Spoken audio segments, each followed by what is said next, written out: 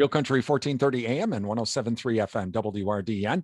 Good morning. I'm Brian Winnekins. This is the WRDN Morning Farm Reports. And this morning we're talking with Wisconsin 3rd District Congressman Ron Kind about a new plan that he's unveiled for the Wisconsin dairy industry. And thank you to Wisconsin Farmers Union, A&J Agronomy, Synergy Co-op, Osteoplastics, Cannabis Silo, the Animal Wellness Center in Buffalo Valley, and Compeer Financial for helping with our newsmaker segments. And Congressman Kind, again, good morning. Happy June Dairy Month.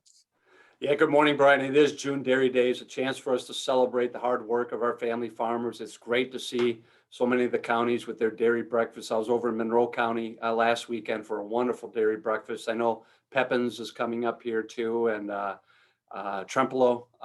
But yeah, it's a time to get out as we emerge from this coronavirus, spend a little time on the family farm, see all the hard work they put in for us each and every day and what we need to do to support them. And that's exactly why I unveiled this dairy action plan, support for our family farmers during a tough time for them right now. Well, let's talk a little bit about that. Now, this is something you kind of did a few years ago. You had a certain plan that some things got included, but other things just kind of went by the wayside. So tell us, what's the difference between this plan and the one from a few years ago? Well, first of all, Brian, I think it's always good to have a plan. I'm a former high school, college quarterback, and you got to call a play, and everyone needs to understand what the play is. And that's what we need for our family farmers, for production agriculture right now. So, I think there's some basic elements to help farmers be successful. One is we need a robust trade agenda, given all the surplus that we're producing as a country. We have a hungry world that needs to be feeding. We have the best farmers in the entire world. That's a natural partnership there. And it's a good price for our farmers to get for their hard work. And then once we have trade agreements in place, we have to enforce them. And that's true for the Mexican-Canada trade agreement now. We're taking action against Canada, given their hesitation in opening up that market more for some of our dairy products. So we're going through the consultation process. But this is why that USMCA trade agreement took a little longer to wrap up. I wanted to make sure we had strong enforcement provisions in it. So if Canada and Mexico weren't living up to it, we have a remedy. We can correct that. And that's what we're doing for the dairy industry right now. We also want to make sure that we have vital broadband access for our farmers. That's crucial in the 21st century. And this coronavirus has highlighted the digital divide, the impact in our rural communities. That's true for production agriculture too. And I'm part of a national broadband task force that should be a part of this action plan.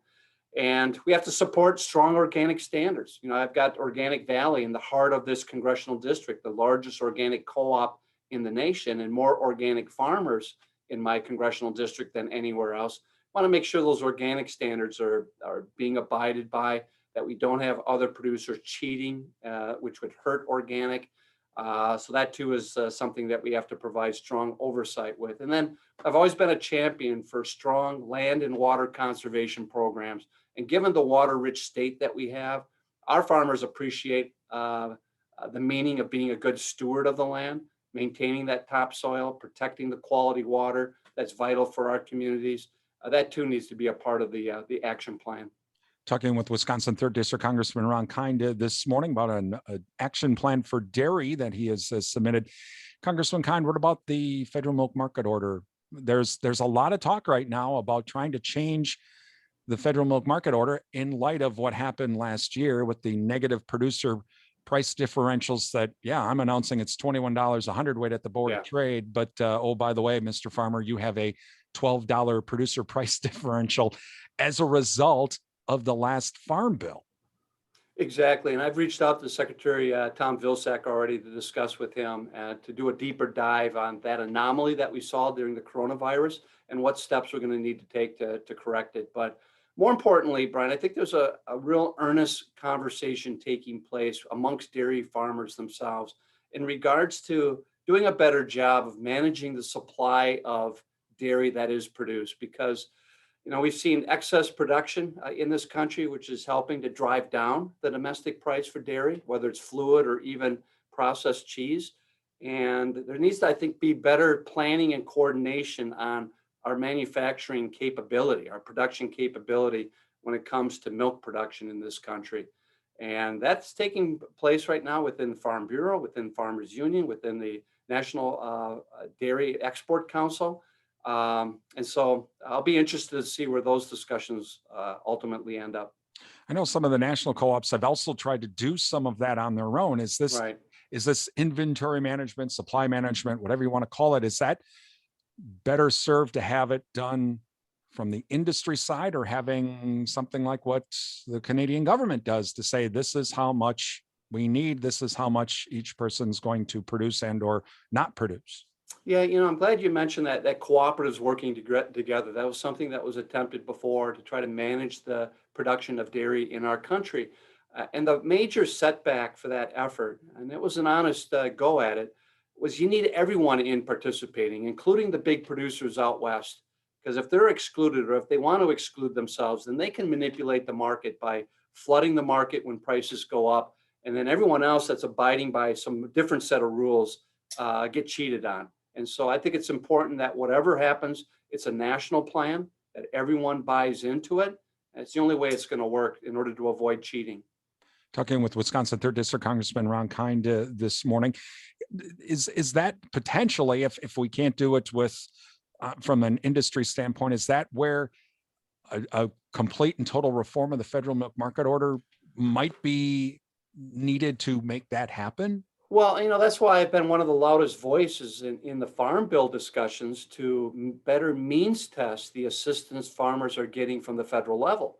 I mean, if right now these Title I subsidy programs really do benefit the largest operators, the agribusinesses of our country, and to the exclusion in many ways to our family farmers back home here in Wisconsin. So I think we need to align the financial incentives better, where 80% of all the farm subsidies are going to the biggest 10% of the producers.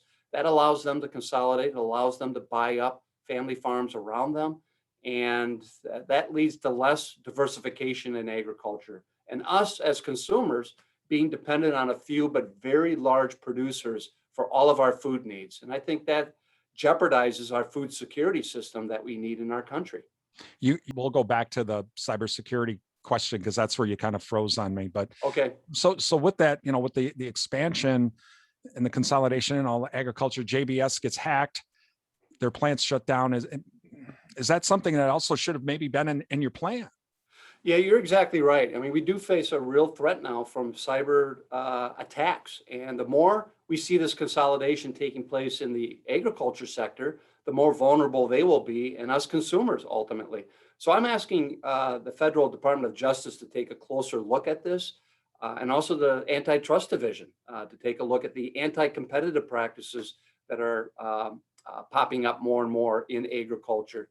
I want to maintain a well-diversified food production system, a place for family farmers to be able to operate and earn a decent living without feeling the squeeze of market prices or the consolidation of these big agribusinesses squeezing them out of business. Finally, Congressman Kind, you mentioned the Justice Department. It came out the day before we did this interview of after the Colonial Pipeline incident, the Justice Department kind of hacked the hackers, I guess, for lack of a better phrase, and was able to get some of that cryptocurrency and Bitcoin back. Has the Department of Justice talked with Congress about what they did or how they did it, or is this going to be something that they're going to be able to do more of? Yeah, they're not going to publicize how they did it. Otherwise, you tip off these hackers and they'll be able to build in safeguards against future clawbacks like this. But we do need a national strategy of how we can punch back hard against these cyber terror threats that we're seeing more common on a day-to-day basis. During the 20th century, we had to live under the threat of nuclear annihilation, and therefore we had this MAD strategy, mutually assured destruction. So each country knew that if they launched, there would be massive retaliation and everyone would blow up. We lack that type of MAD strategy against these cyber terrorists. And we need to develop something that hurts them really bad when they try to attack and hack us. And we're developing those capabilities right now. Part of the problem is it's hard to distinguish private actors from state sponsored actors. And we need to do a better job too of being able to track the source of these terrorists, these cyber terrorists, and then figure out a way to punish them. That is Wisconsin 3rd District Congressman Ron Kind. You're listening to the WRDN Morning Farm Report.